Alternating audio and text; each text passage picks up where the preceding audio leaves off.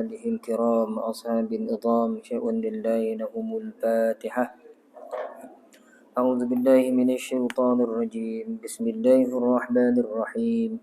الحمد لله رب العالمين الرحمن الرحيم مالك يوم الدين إياك نعبد وإياك نستعين اهدنا الصراط المستقيم صراط الذين أنعمت عليهم غير المغضوب عليهم ولا الضالين آمين. أعوذ بالله من الشيطان الرجيم. بسم الله الرحمن الرحيم. الحمد لله رب العالمين والصلاة والسلام على أشرف الأنبياء والمرسلين وعلى آله وأصحابه أجمعين. اللهم يا عليم علمنا من علمك ما ترضى به عنا ولا تؤاخذنا بما تعلمه منا. يا عليم خلقنا بخلق العلم وحققنا بحقائق العلم. رب اشرح لنا صدورنا ويسر لنا أمورنا واحلل عقدة من ألسنتنا يفقه أقوالنا والحمد لله رب العالمين. الله أكبر. أعوذ بالله من الشيطان الرجيم. بسم الله الرحمن الرحيم. السلام عليكم ورحمة الله تعالى وبركاته. الحمد لله والصلاة والسلام على رسول الله وعلى آله وصحبه ومن والاه. أشهد أن لا إله إلا الله وأشهد أن محمدا عبده ورسوله. قال رب اشرح لي صدري ويسر لي أمري واحلل عقدة من لساني يفقه قولي. أما بعد. Yang berusaha pengurusi surau beserta dengan ahli jawatan kuasanya, Ashabul Fadilah, tuan-tuan guru, tuan-tuan imam, pemimpin-pemimpin masyarakat, tuan-tuan haji, puan-puan haja, tuan-tuan, puan-puan, hadirin hadirat yang dirahmati Allah Subhanahu wa taala sekalian. Seperti biasa, tuan-tuan dan puan-puan, marilah sama-sama kita panjatkan kesyukuran kehadiran Allah Subhanahu wa taala kerana masih lagi menganugerahkan kepada kita pelbagai nikmat yang dengan semua nikmat itu menjadikan kita selesa untuk terus mendiami bumi ini. Mudah-mudahan tuan-tuan dan puan-puan kita sentiasa ingat bahawa satu ketika nanti kita akan dimatikan oleh Allah Subhanahu wa taala. Sebab itu masa kita ada peluang, masa kita ada ruang yang baik ini, maka berusahalah untuk kita memperbaiki diri kita, memperbaiki amalan kita. Mudah-mudahan dengan niat yang baik, yang tulus itu Allah Subhanahu wa taala memandang kita dengan pandangan rahmat dan keampunan yang mudah-mudahan insya-Allah. Allahumma amin. Jadi malam ni tuan-tuan kita sambung kembali pembacaan kitab Hayatus Sahabah ni oleh Syekh Yusuf Al-Kandahlawi ni.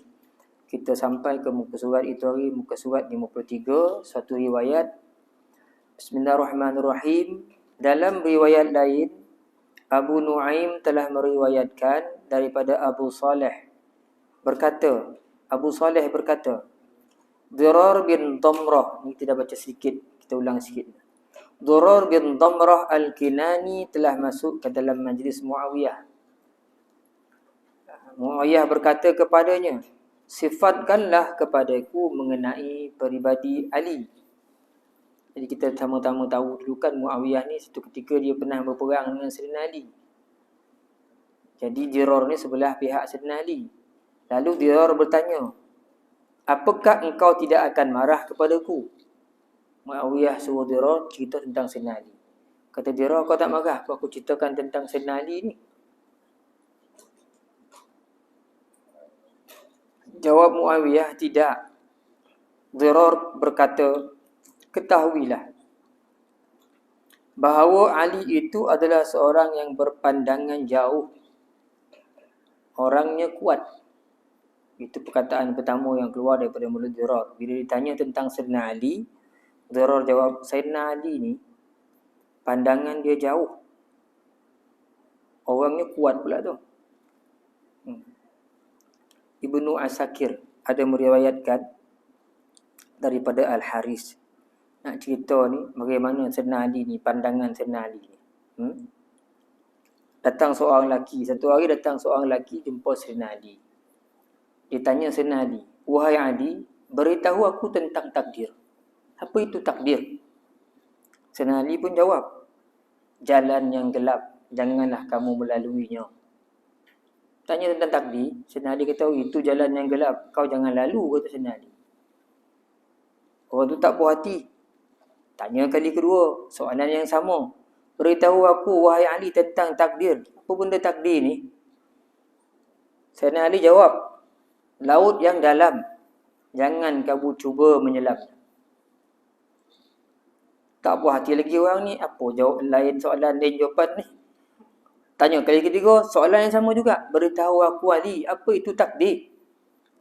Sayyidina Ali jawab, wahai orang yang bertanya-tanya ni, kata dia, Allah ciptakan kamu tu sesuai dengan kehendak dia ke atau kehendak kamu? Maka jawab lelaki tu, memanglah Allah Ta'ala ciptakan aku sesuai dengan kehendak dia. Maka kata Sayyidina Ali, maka Allah Ta'ala akan memperlakukan dirimu sesuai dengan kehendaknya. Kata Sayyidina Ali, kau macam tu nanti Allah Ta'ala akan perlakukan kau sesuai dengan kehendak. Langsung terdiam orang tadi. Itulah takdir. Apa yang Allah Ta'ala nak takdir bagi kita akan berlaku. Nak cerita tu bagaimana pandangan Sayyidina Ali tu. Dan satu kisah lagi saya jumpa dalam Tarikh Khulafa, bahawa satu hari Sayyidina Ali ni dia datang kepada orang Yahudi. Kalau kita tengok dalam sirah, banyak orang tanya Sayyidina Ali ni. Sebab ada hadis kan, aku ni adalah kota ilmu, sedang Ali adalah pintunya. Maka ambillah ilmu itu daripada pintunya. Hadis ini kalau kita bahaskan, banyak perbahasan ulama. Ada yang kata hadis dhaif, ada yang kata tak dhaif, ada yang kata hasan. Jadi banyak perbahasan. Tapi akhirnya saya melihat hadis ini bukanlah sampai ke taraf dia palsu. Bahkan ada ulama hadis yang mengatakan dia adalah hadis yang hasan, ada yang mengatakan dia gharib, ada yang mengatakan dia dhaif. Tapi Sayyidina Ali dalam sejarah memang bila orang tanya dia, jawapan-jawapan itu memang orang kata memang hebat ini jawapan itu. Jadi orang Yahudi satu hari datang jumpa Sayyidina Ali karramallahu wajhah. Kan? Ditanya Sayyidina Ali, wahai Ali, bila Allah tu mula ada? Pelik soalan tu. Bila Tuhan ada? Tanya Sayyidina Ali. Bila Sayyidina Ali dengar, merah muka Sayyidina Ali. Marah dengar soalan macam tu. Tanya bila Allah Ta'ala tu ada, bila? Maka Sayyidina Ali pun lantas menjawab, Allah itu ada tanpa tiada. Kan kita ada dimulai oleh tiada. Daripada tiada kita ada. Tapi Allah ni kata Sayyidina Ali, dia ada tanpa tiada. Dia ada tanpa diadakan. Dia ada tanpa kita tahu bagaimana adanya. Dia ada tanpa didahului oleh sesuatu dan tidak akan pernah diakhiri oleh mana-mana pengakhiran. Semua yang akhir tidak akan dapat menembus adanya Allah Ta'ala. Mana Allah Ta'ala tak ada akhir. Dia adalah puncak dari segala puncak, kata Sayyidina Ali. Akhirnya apa jadi Yahudi tuan? Apa jadi pada Yahudi tu? Akhirnya dia pun masuk Islam. Boleh jawapan Sayyidina Ali tu. Nak cerita tu bagaimana jauhnya pandangan Sayyidina Ali.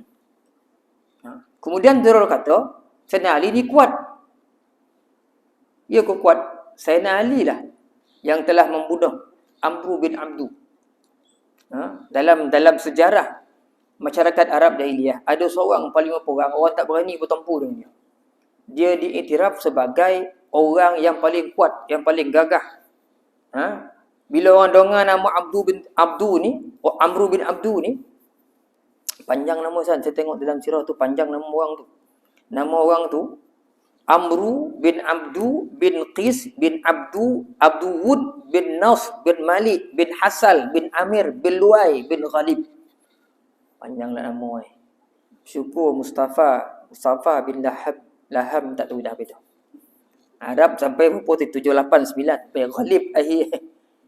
Ni nama panglima perang ni. Orang tak berani bila dengar nama Amru bin Abdu, orang surrender, tak berani sebab dia diiktiraf orang yang paling berani, panglima perang yang paling kuat zaman masyarakat Arab Jahiliyah. Zaman Nabi dulu. Dan dia digelar sebagai Panglima Malam. Orang panggil dia Panglima Malam. So apa panggil dia Panglima Malam? Dia dengan kawan dia satu hari jalan, Amr bin Abdul ni. Orangnya kuat. Tiba-tiba dia diserang oleh 10 orang yang naik kuda, penyamun. Habis kawan-kawan dia bertempian lagi. Dia tak lari, dia tunggu situ. Akhirnya dia bertempur dengan 10 orang yang naik kuda tu. 10 orang tu dibunuh. Kuat ni Amr bin Abdul. Orang tak berani beradu kekuatan dengan dia. Tapi akhirnya dia terbunuh di tangan Saidina Ali dalam perang Khandaq. Dia tengok parit mana tempat nak masuk, mana tempat. Dia jumpa satu ruang memang disediakan sempit. Biar orang datang senang panah. Dia berjaya masuk. Amr bin Abdul banyak masuk, tapi masalahnya depan dia dah tunggu, Saidina Ali dah tunggu. Bertempur, beradu kekuatan dua. Akhirnya terbunuh Amr bin Abdul. Saidina Ali yang bunuh. Nak cerita kuatnya Saidina Ali. Takkan kau tak kuat Saidina Ali, takkan akar kayu pun nama tongkat Ali. Kan? Buat nama tongkat Abu Bakar kau, tongkat Osman kau. Tak ada tongkat Khalid Al-Walid kuat juga, tak ada. Ali juga disebut dia.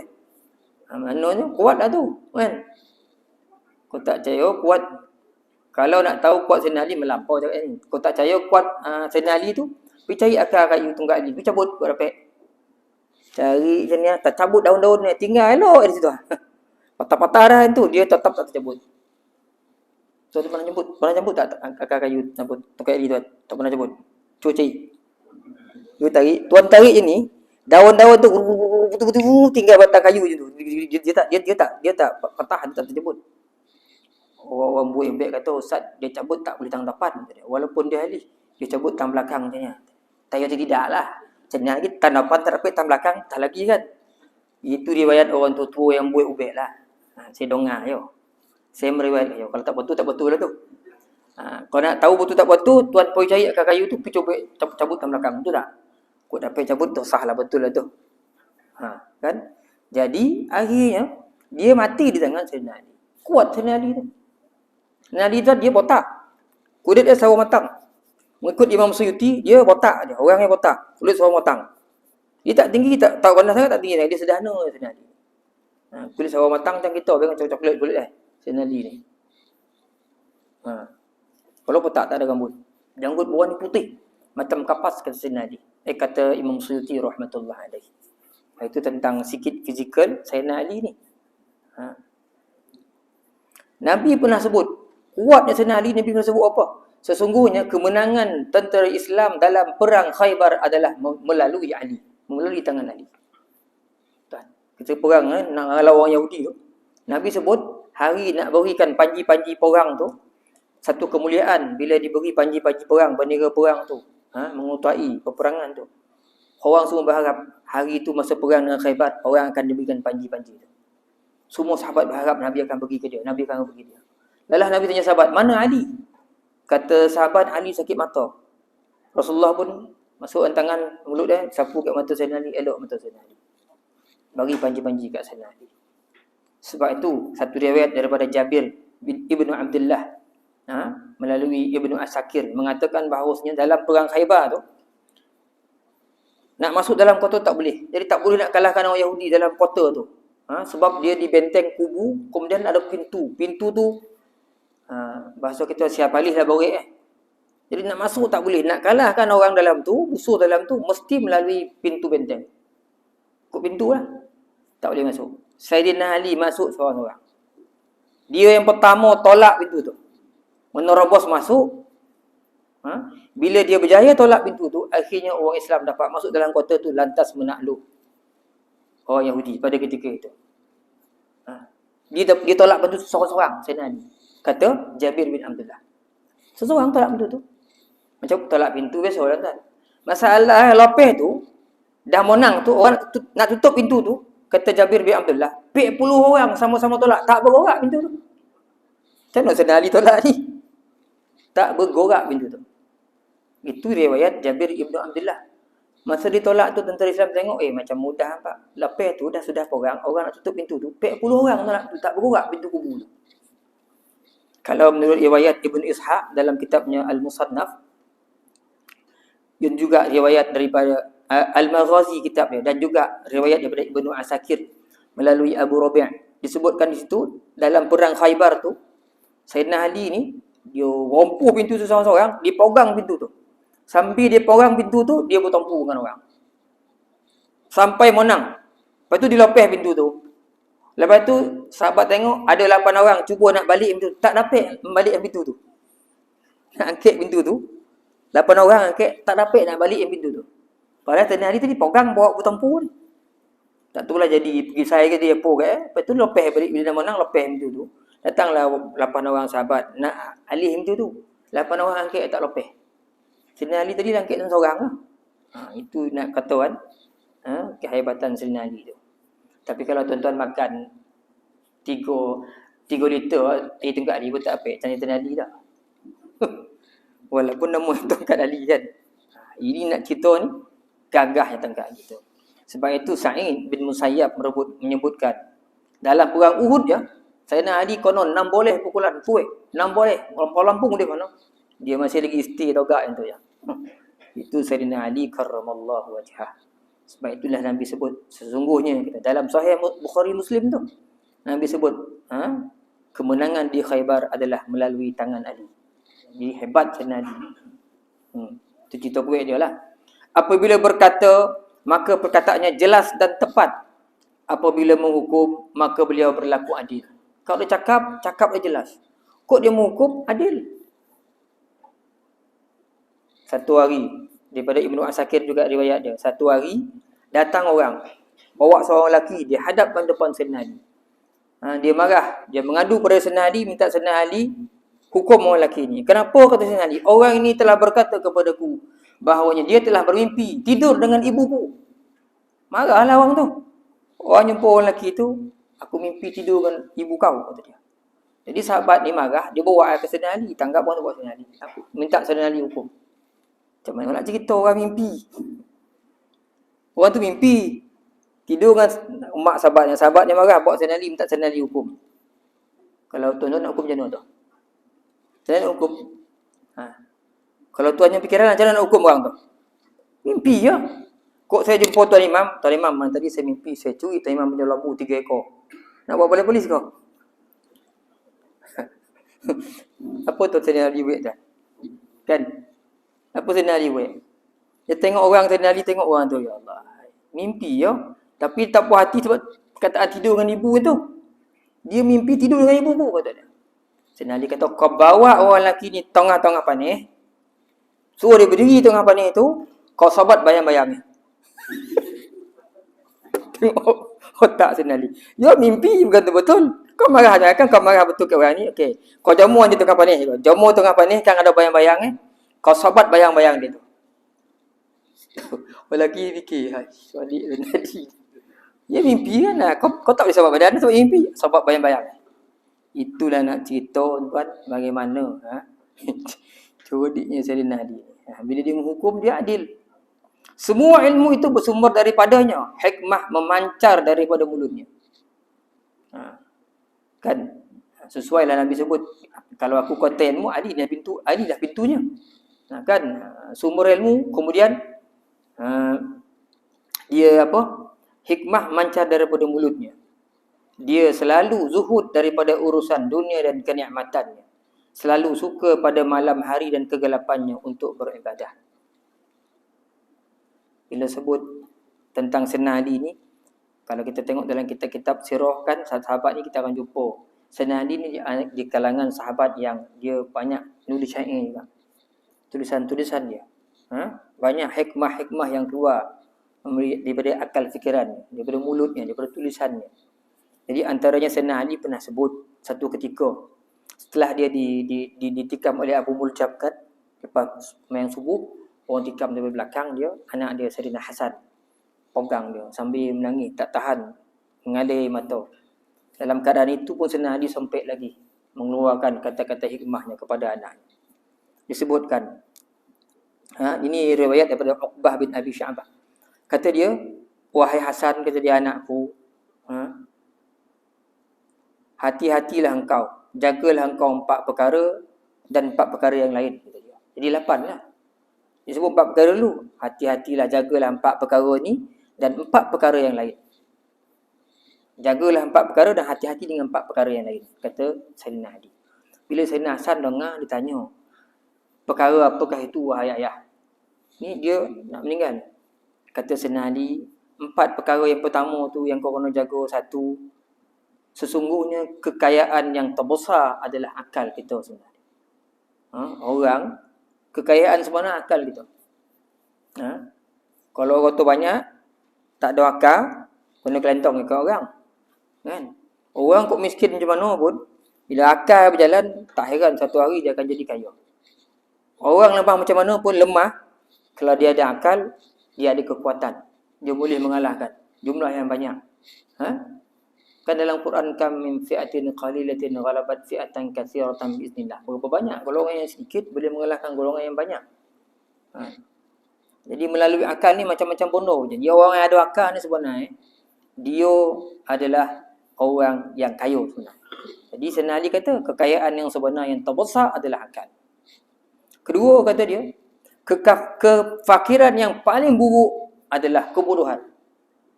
Bukan tak ada orang tahu.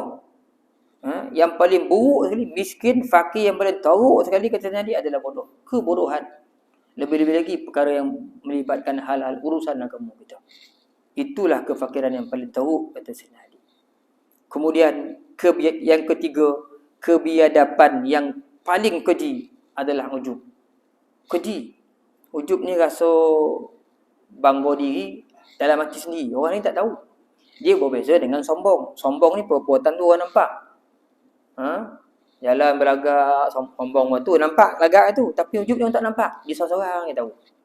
Macam dalam kelas 7 PES selalu nombor 1, dia pun tengok orang lain. Asal kawan-kawan ni bodoh semua. Dan seorang PES dah berapa tahun dah, 3 tahun tak pernah nombor 2. Rindu lah dapat nombor 2. Tak dapat nombor 2. Jawab sikit, dia sana nombor 1 juga. Nombor 1 juga dia. Atau dia selalu pergi masjid, pergi surau ni. Sejak daripada tahun lepas, dia dah mula pergi surau. Setahun penuh ni, tak pernah pergi surau. Hebat dia ni apa tadi. Seorang. Orang tak perasan ujub. Padahal semua yang dia lakukan adalah atas izin Allah Ta'ala juga.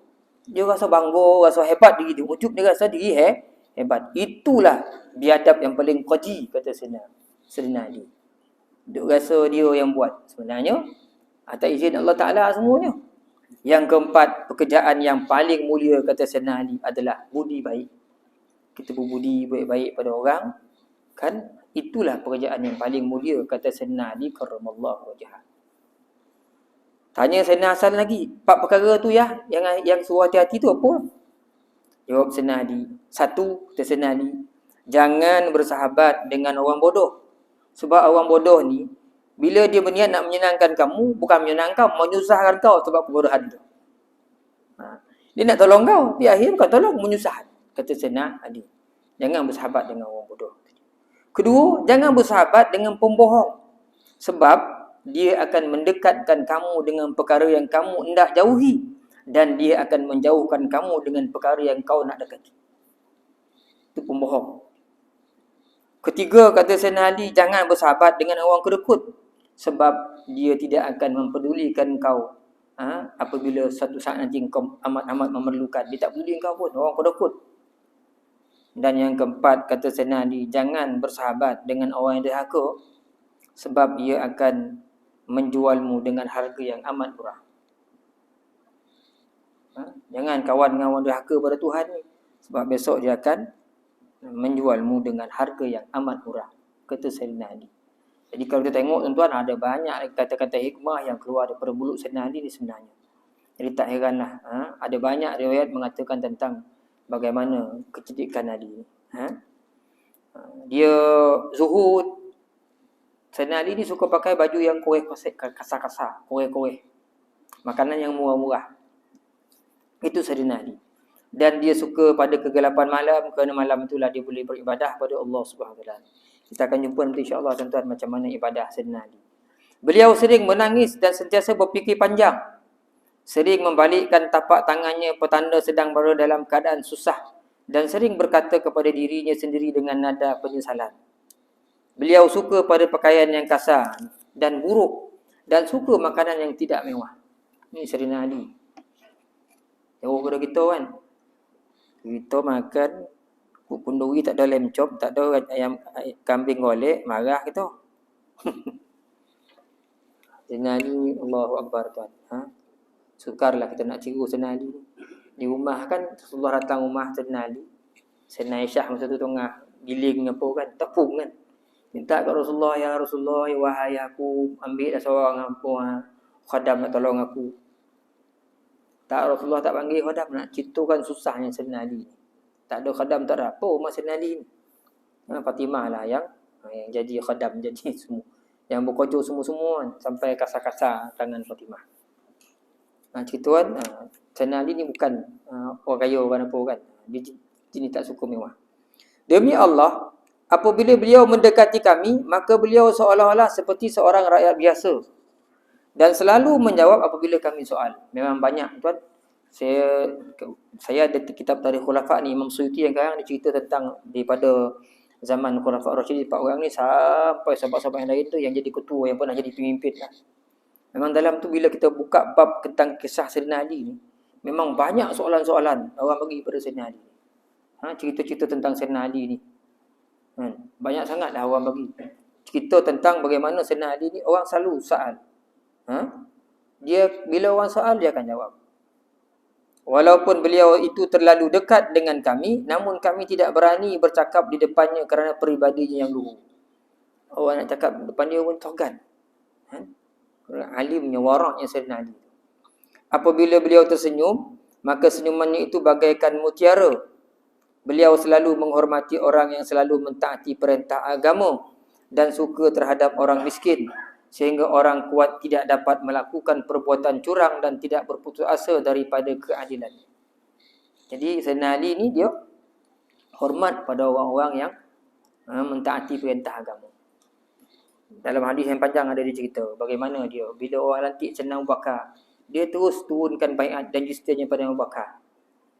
Bila turun lepas tu, Sayyidina Ali dalam riwayat kata Sayyidina Ali rasa mungkin dia tak turun pada Umar. Dia terus bai'ah dengan Umar. Dia janji setia dengan Sayyidina Umar. Sampai Sayyidina Osman, dia ikut Sayyidina Osman. Tak pernah menentang. Sampailah akhirnya dia jadi khalifah pula lepas tu. Tapi lepas tu zaman dia lah orang menentang dia pula. Sayyidina Ali ni kan. Nasib dia lah masa tu. Sebab tu kan, Sayyidina Ali ni sebenarnya dalam sejarah dia menantu Nabi kan. Tapi pelik kan, dia pun pernah bersisih pendapat dengan Muawiyah, dengan Sayyidina Aisyah beberapa orang. Sebab Allahu a'lam. Sebab tu kita dah bahas minggu lepas, kita tawakuf. Kenapa sahabat Nabi ni perang ni, menantu perang dengan makmum tua ni kan? Adalah sebab-sebab Wallahu a'lam kan. Kita oleh kerana benda tu berlaku di kalangan sahabat, maka kita tawakuflah. Itu lebih baik. Walaupun banyak dalam kitab menceritakan tentang perihal peperangan kedua-dua ni. Ada pro ada kontra lah. Jadi kita tawakuflah. Tak tahu sebab apa berlaku zaman tu kan.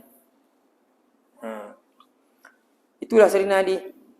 Demi Allah, aku bersaksi, kata Diro lagi, bahawa pada suatu malam, ni Diro cerita bagaimana Sayyidina Ali ni ibadah.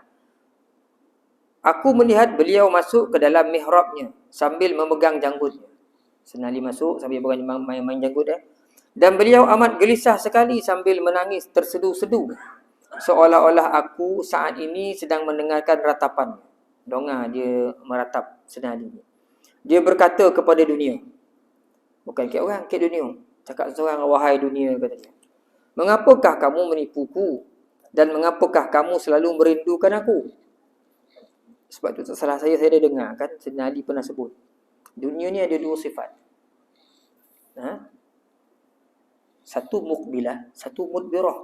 Mukbilah ni dia cari orang. Mudbirah ni dia berpaling daripada orang. Dunia ni sifat dia akan qajar orang yang tak nak ke dia. Tapi dia akan lari daripada orang yang nak ke dia. Sebab tu orang yang gila dunia ni, dia tak akan ada istilah cukup. Dia dapat dia cari. Dia dapat dah banyak dah ni. Dia nak lagi sebab dunia tu lari lagi. Dia tak dapat cakau dunia tu sebenarnya. Dunia lagi. Dia cari lagi. Sebab itu orang yang gila dunia tak ada istilah berhenti daripada mencari dunia. Tapi orang tak nak dunia ni, dunia roket kan dia. Pergi cari dia. Dia menolak. Kan? Dunia kejar dia lagi. Tunjuk macam-macam. Itu, ini, macam-macam kan. Saya dulu pernah Kalau tuan-tuan perasan di Asahan tu kan dulu ada seorang kiai kan. Kiai apa nama Kiai apa nama? Zakaria kan? Zakaria. Kiai Zakaria. Duduk di Asahan tu. Di belakang Masjid Asahan tu dekat-dekat rumah Tok Taha, situ rumah. Jadi Kiai Zakaria ni tu tuan, saya pernah tahu dia ni alim. Saya pernah beritahu satu hari kepada tua saya, Ustaz Rahim Yusuf ni. Ustaz Rahim Yusuf ni yang kahwin dengan Ustaz Zaitun kan, adik kepada Syekh Murtada. Orang alim ni, Ustaz Rahim ni memang alim orang dia. Jumpa dia, Ustaz kita nak panggil Kiai Zakaria ni mengajar dekat surau ni. Sebab sebelum tu saya jumpa kawan-kawan tanya dia tentang iman. Tuan cuba tuan bahas tentang iman. 3 hari 3 malam tak habis-habis kita iman tu. 3 hari 3 malam tak habis-habis ni. Ui, anda waktu kiai ni. Jadi tertariklah kita dengar penjelasan itu. Kan? Satu hari dia pernah cerita apa tuan? Buat-buat ni. Nak kata. Kau yakin tak? Bawah tangga makcik-acik ni, bawah tu ada bosania omeh. Ya tu. Ada berapa kali jumpa bosania omeh. Orang tak nak dunia cari dia. Tu kalau kali bosania omeh. Bila gaji dia? Masa rumah dia, gali-gali orang mana? Pasal tu bosania. Tu Kiai Zakaria. Cucu dia pernah ngaji dengan saya, Ghazali dia cucu sekolah Semak Labu, memula di Mahmadi. Atuk Sembilan Polik kata dia. Kiai ni. Benda dunia tak ada. Pakai kereta dah bertahun-tahun, kereta tu dia seorang enggak pakai kat satu. Tak pernah lalu tak pernah jarang betul lalu sesekali lah. Sampai Cina Monceh tu cakap apa? Ini kereta tak pernah singgah mana-mana petrol pump. Tak pernah. Tapi kereta tu jalan. Mana pula dia isi minyak? Tak pernah. Tak pernah Cina nampak. Tak pernah nampak dia berisi minyak. Tak pernah. Dia kereta jalan. Dia kereta betul. Sebab kata cucu satu hari tu. Tu ilmu kan bila orang rapat dengan Tuhan ni macam-macam lah. Dia nampak benda orang lain tak nampak. Satu hari tu dia janji dengan cucu nak pergi tampin. Cucu kata copet lah tu. Kan lamik-lamik sekarang. Kan dia tinggal naik bas. Ni 8 songang bas lalu ni awal. Bas pertama, trip pertama pagi. Bas Sozen kan. Sozen merah tu. 8 songang kan tinggalkan ni. Sampai kat sana 8 songang. Tak ada tu dah. Bas tunggu kita. 8 songang tu. 85 kamu sampai lah. 45 kan sampai bas tu. Tak ada. Dia jalan relax itu Sampai 85 sampai kat simpang tu. Bas lalu. Tak naik. Itu boleh kan. Tarik balik tu atuk tadi. Banyak tuan. Itu orang tak nak dunia. Pengutua tu. Banyak kali saya pandang. Dia sembahyang ni masjid Asahan tu. Dia lalu depan orang, dia tak pernah salam dengan orang. Tapi dia kalau lalu, terlepeh kiai tu, dia pusing balik. Salam. Seorang yang salam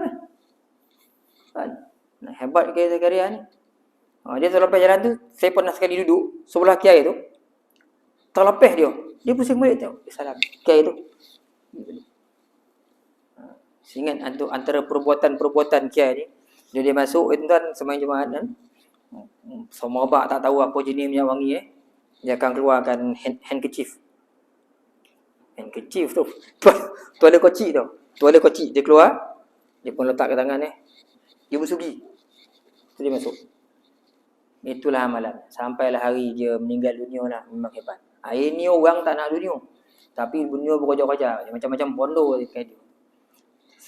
Bila saya panggil ke sekolah, kata pengutua kau, bukan tak boleh panggil dia ni. Saya takut kalau kamu panggil dia mengajar di surau ni, lepas ni semua pelajar berhenti. Tak nak belajar kat sekolah. Tak belajar kat dia semua.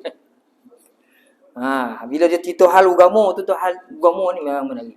Saya takut nanti semua budak ni belajar, berhenti sekolah. Tak nak ngaji dah. Ngaji pondok lah. Tak nak belajar sekolah lah. Itulah tuan-tuan orang yang apabila dia jaga ibadah, jaga hubungan dengan Allah Subhanahu Wa Taala, dunia ni akan cari dia. Ini yang berlaku pada Ali. Dia kata, wahai dunia pun jauh-jauh. Sesungguhnya aku telah mentalak kamu sebanyak 3 kali. Talak bain tu. Bain kubra. Aku talak engkau 3 kali dah. Tipulah orang selainku. Sebenarnya umurmu itu sangat pendek. Dan majlismu sangat rendah. Dan bahayamu sangat besar sekali. Mana kata Sayyidina Ali, engkau tak ada nilai pun. Aku dah talak engkau dah. Kau cari kau nak tipu orang lain. Jangan tipu aku. Sebab itu ada pepatah kata-kata hikmah daripada pijak pandai kita menyebutkan kan. Apa ni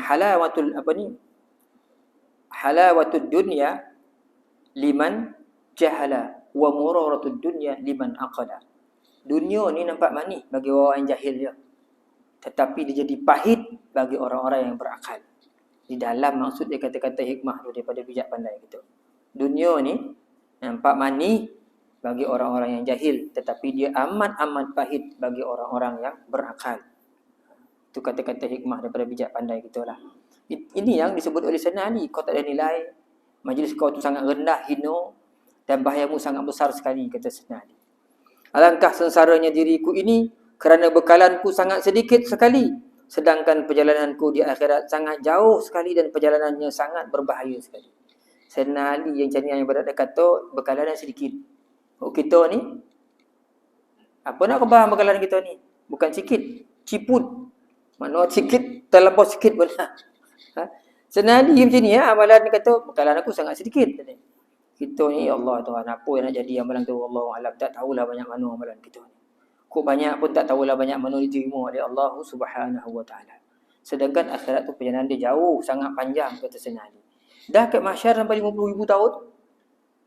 Duduk situ, berdiri telanjang, berdiri tu tak tahu buat apa situ. Kan? Tu baru kat mahsyar dia. Nak sampaikan ke syurga atau ke neraka tu berapa tahun pula kita tu wallahu a'lam. Panjang perjalanan dia tuan-tuan. Dengan cerita ini, bila Muawiyah dengar cerita Dirar ni, Muawiyah tidak dapat menahan air matanya yang membasahi janggutnya. Dan dia pun mengusap air mata dengan hujung lengan bajunya. Sedangkan orang yang hadir di majlis itu sangat pilu sekali mendengarkan kisah sahabat Ali yang amat memilukan itu. Orang dengar kisah Sayyidina Ali itu. Muawiyah akhirnya mengakui bahawa apa yang dikatakan oleh Dirar itu benar. Dan beliau berkata, memang demikian keadaan Abu Hasan itu, yakni Sayyidina Ali. Kemudian dia bertanya, wahai Dirar, bagaimanakah pendapatmu terhadap Ali? Maka jawab Dirar, setelah terbunuhnya Ali, kan Sayyidina Ali ditikam oleh Abu Muljam pas main subuh, aku bersedih seolah-olah seekor binatang yang melihat kawannya disembelih. Maka binatang itu akan menangis selama-lamanya dan kesedihannya akan berlangsung terus-menerus. Kemudian dia bangun dan keluar meninggalkan majlis Muawiyah. Dirar ni dengar sedih, dia menangis, sambil tu dia bangun, dia keluar tinggalkan Muawiyah. Muawiyah menangis bila dengar tentang cerita Sayyidina Ali, kewarakan Sayyidina Ali, tuan-tuan. Ini kisah Sayyidina Ali karramallahu wajhah. Orangnya besar, rendah, tak tinggi, lebar, botak, sawo matang. Ada ke Imam Suyuti perut dia puncit sikit. Tapi gagah. Kata Imam Suyuti dalam Tarikh Khulafa. Sayyidina Ali. Dia jumpa Rasulullah dengan begini, dia jumpa ya Rasulullah, kata aku nak pinang Fatimah. Rasulullah tanya, kau ada tak apa ni? Mas kahwin? Tak ada. Tapi memang Rasulullah sungguh-sungguh sayang pada Sayyidina Ali. Sungguh-sungguh sayang kepada Sayyidina Ali. Kerana Sayyidina Ali ni masa sejak kecil lagi Sayyidina Ali tidur di tempat ketika orang-orang Quraisy kopong, Sayyidina Ali tidur tempat Nabi. Kalau orang bunuh tahu mati Sayyidina Ali. Mati Sayyidina Ali. Kan? Orang yang pertama masuk Islam. Kata Ibn Abbas, Sayyidina Ali lah orang pertama masuk Islam. Yang rapat dengan Rasulullah SAW. Pak mentua kan? Menantu kepada Rasulullah SAW. Imam Ibnu Abdul Bar juga meriwayatkan dalam kitab Al-Isti'ah daripada Al-Harmazi, seorang daripada suku Hamdan, daripada Dhiman As-Suda'i, dengan khabar yang serti dengan khabar ini. Sedangkan Abu Nu'aim juga meriwayatkan daripada Qatadah, katanya pernah Ibnu Umar ditanya, apakah para sahabat Rasulullah SAW itu juga pernah ketawa? Orang tanya Ibnu Umar, Abdullah bin Umar, anak Sayyidina Umar, sahabat-sahabat Nabi, kawan-kawan Nabi ni sahabatnya ketawa tak? Jawabnya, ya. Mereka juga pernah ketawa, kata Ibnu Umar. Namun iman yang ada di hati mereka itu lebih besar daripada gunung. Ya, golak-golak juga. Tapi iman sahabat ni lebih besar daripada gunung. Ikut golak tu taklah macam kita golak. Kan? Satu mulut, satu kosong mulut nampak. Itu golak. Sedangkan Hannan pernah meriwayatkan daripada Sa'id bin Umar Al-Quraisy bahawa Umar radhiyallahu anhu pernah melihat rombongan jemaah daripada Yaman dan tempat perkemahan mereka dibuat daripada kulit. Hal ini menunjukkan kesederhanaan. Maka kata Umar, barang siapa yang ingin melihat contoh daripada kehidupan sahabat Rasulullah sallallahu alaihi wasallam, maka lihatlah kepada rombongan jemaah itu. Satu jemaah datang, bawa kemah kulit dia. Buruk kan? Kata Sayyidina Umar, kau nak tengoklah macam mana sahabat Nabi, kau lihatlah kepada rombongan jemaah tu. Yang lebih bersederhana, yang tak bermewah-mewah. Begitulah keadaan sahabat Rasulullah sallallahu alaihi wasallam. Kata Sayyidina Umar. Kita masih lagi cerita tuan-tuan tentang sahabat-sahabat Nabi sallallahu alaihi wasallam. Kita ambil satu riwayat, lepas tu kita berhenti tuan. Dalam kitab Al-Mustadrak, ambil seorang lagi sahabat ni. Imam Al-Hakim meriwayatkan daripada Abi Sa'id Al-Makhari. Katanya, ketika Abu Ubaidah itikaf, Ubaidah itikaf juga. Beliau berkata kepada Muaz, wahai Muaz, solatlah bersama orang ramai. Ni dia orang itikaf ni. Disuruh ajak Sayyidina Muaz semayang dengan orang ramai. Maka Muaz pun bersolat bersama orang ramai. Setelah Abu Ubaidah meninggal dunia, maka sahabat yang bernama Muaz ni pun berkata di hadapan orang ramai, wahai saudaraku, bertaubatlah kamu sekalian kepada Allah. Sesungguhnya tidak ada seorang hamba pun yang mati setelah bertaubat. Pasti Allah akan mengampuni dosanya. Katanya, seterusnya, wahai saudaraku, sesungguhnya kamu telah kehilangan seorang. Sungguh demi Allah, aku tidak pernah melihat seorang hamba yang pendek umurnya, yang bersih hatinya, yang tidak pernah berkhianat, yang cinta kepada akhirat, yang sering memberi nasihat selain daripada Abu Ubaidah. Abu Ubaidah ni suka beri nasihat, tapi pendek umur, hati bersih. Tak jumpa orang macam Abu Ubaidah ni, kata Sayyidina Muaz. Kerana itu mohonkanlah rahmat baginya dan solatkanlah demi Allah, sungguh kamu tidak akan dapati orang sepertinya sama sekali. Mereka bersama-sama menyiapkan jenazahnya dan Muaz menyolatkan jenazahnya bersama orang ramai. Ketika telah sampai di kubur, maka Muaz bin Jabal, Amru bin As dan Dhahak bin Qais semuanya masuk ke dalam kubur. Setelah dikuburkan, maka Muaz memanggil nama Abu Ubaidah seraya berkata, macam talqin ni, wahai Ubaidah, sesungguhnya aku tidak berdusta dan aku tidak berkata yang batil kepadamu, kerana aku takut kepada murka Allah. Sesungguhnya engkau demi Allah adalah termasuk hamba Allah yang selalu berzikir kepada Allah, dan termasuk orang yang berjalan di atas bumi ini dengan rendah hati dan tidak sombong. Dan engkau adalah termasuk orang yang apabila dihina oleh orang bodoh, dia membalas hinaan itu dengan berkata selamat bagimu, yakni tidak marah. Engkau adalah termasuk orang apabila bersedekah tidak berlebihan dan tidak pula kurang, bahkan pertengahan antara keduanya.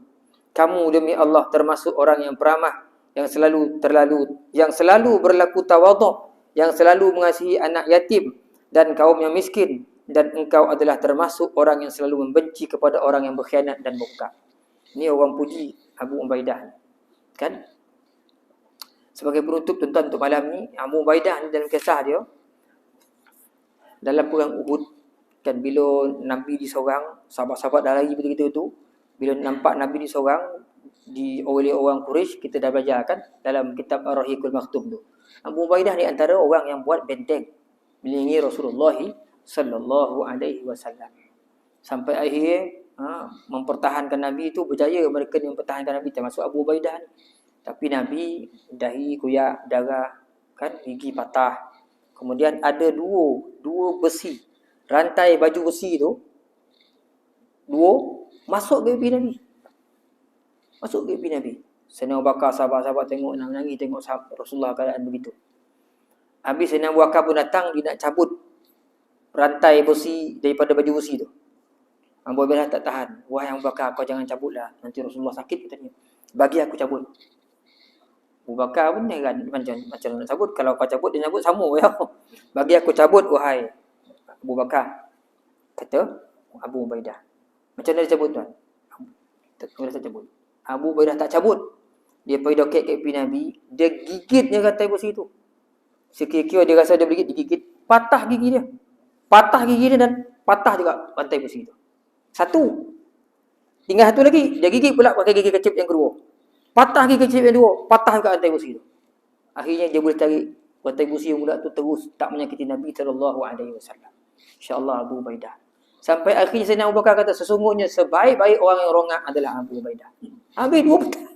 Sebab gigi bosi. Kan? Sayangnya kepada Rasulullah SAW. Inilah sahabat yang dipuji-puji oleh Muaz bin Jabal ni. Orangnya tawaduk, wara'. Pernah berapa orang? Dengan orang musyrik. Ubaidah ni kuat sebenarnya. Orang tu berperang, orang tu tabih je mengelak. Naik marah orang tu. Dia tak melawan. Dia tak pernah. Dia mengelak.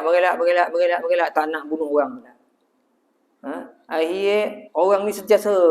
Akhirnya, dia pun dah tak ada jalan lain ni. Terpaksa kerana agama, orang ni menentang agama. Dia pun sam sekali lebih. Mati orang tu.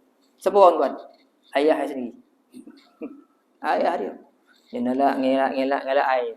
Betul-betul ayah ni memang musuh dengan kita ni. Dalam Al-Quran ada cerita tentang, dalam hadis ada cerita tentang pujian kepada Abu Ubaidah yang tidak bersekongkol dengan orang yang menentang agama walaupun ayah sendiri. Kan? Seperti tadi lah kita ngaji kan, tafsirkan Nabi Musa, Fir'aun boleh, tapi akhirnya Fir'aun dia lawan Nabi lepas tu. Padahal makan dengan Fir'aun dan sebagainya. Tapi akhirnya Fir'aun, oleh kerana Fir'aun tu menentang agama, menentang Allah Subhanahu Wa Taala, maka ditentang oleh Musa alaihi salam. Itulah yang dilakukan oleh Abu Ubaidah. Wallahu a'lam. Tuan-tuan, sedikit malam ni cerita tentang para sahabat Nabi. InsyaAllah panjang umur, luar rezeki. Minggu depan tuan kita sambung lagi cerita tentang sahabat-sahabat Nabi yang lain. Mudah-mudahan ada kekuatan. Aqulu qawli hadza, astaghfirullah li wa lakum. Assalamualaikum warahmatullahi taala wabarakatuh. Hari ni 6 bulan tadi ya.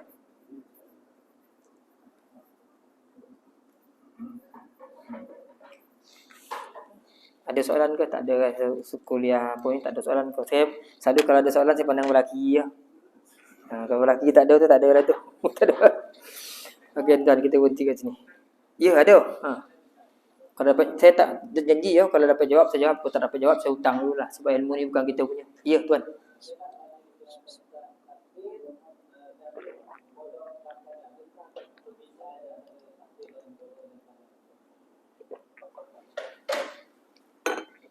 Panjang nak jawab tu. 2 soalan pendek tapi panjang jawapan itu. Kita jumpa kat bawah tuan. Sebab dah lepas 50 lah. Takdir dan qada qadar.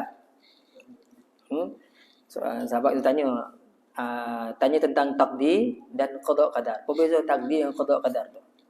Kan? Apa beza takdir dengan qada qadar? Panjang nak jawab tu. Kita jumpa kat bawah lah bang. Kita jumpa kat bawah. Tuan-tuan dah lepas 50.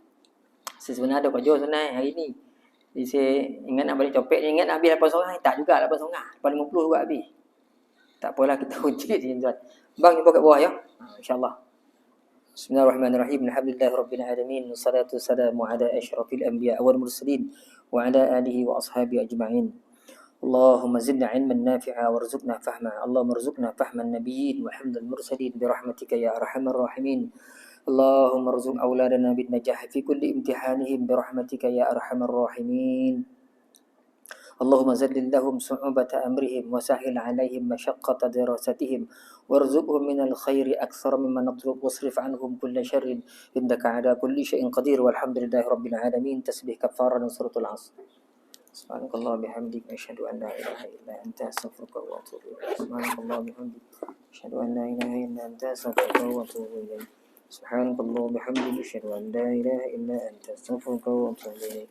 بسم الله الرحمن الرحيم. والعصر إن الإنسان لفي خسر إلا الذين آمنوا وعملوا الصالحات وتواصوا بالحق وتواصوا بالصبر. الله أعلم بالصواب.